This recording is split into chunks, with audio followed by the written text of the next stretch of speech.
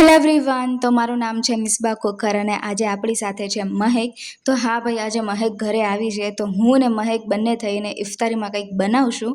તો ઇફતારીની તૈયારી અત્યારે મસ્ત હાલે છે. તો ઇફતારીમાં બનાવવાના છે ચિકન સ્પ્રિંગ રોલ, કે જેના માટે ચિકન બોઇલ કરવા મૂકી દીધું છે અને વેજીટેબલ્સ લઈ લીધા છે. તો વેજીટેબલ્સ અમારા બહુ મસ્ત કટ થઈ ગયા છે અને મહેક અત્યારે ચિકન બોઇલ થઈ ગયું છે એ અલગ પાડે છે અને હવે એનો મસાલો બનાવશું.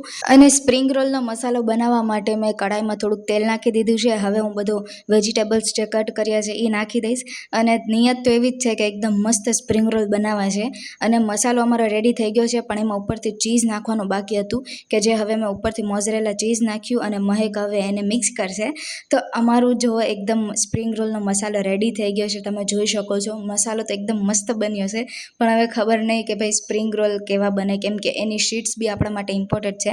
અને જો ભાઈ સ્પ્રિંગ રોલ તો અમારા ફ્રાય બી થઈ ગયા, પણ હું વચ્ચેની ક્લિપ તમને ન દેખાડી શકી.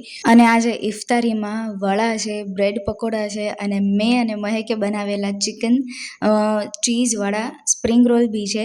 અને અત્યારે ઇફતારીનો ટાઈમ થઈ ગયો છે અને હવે રોજા છે બહુ જ લાગે છે, એટલે એવું થાય કે જલ્દી હવે અજાન થાય અને પાણી પી લઈએ એમ. તો અમારું દસ્તરખાન રેડી થઈ ગયું છે, થોડીક વસ્તુ લાવવાની છે, મૂકી દઈએ. તો મળીએ હવે નેક્સ્ટ મિની બ્લોગમાં. Bye bye.